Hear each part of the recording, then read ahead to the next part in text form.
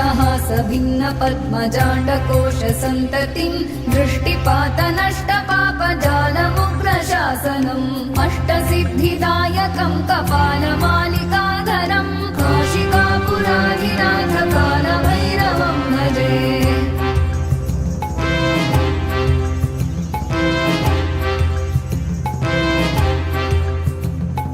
भूतसङ्घनायकं विशालकीर्तिदायकं काशीवासलोकपुण्यपापशोधकं विभुं नीतिमार्गकोविदं पुरातनं जगत्पतिं काशिकापुराधिनाथकालभैरवं भजे।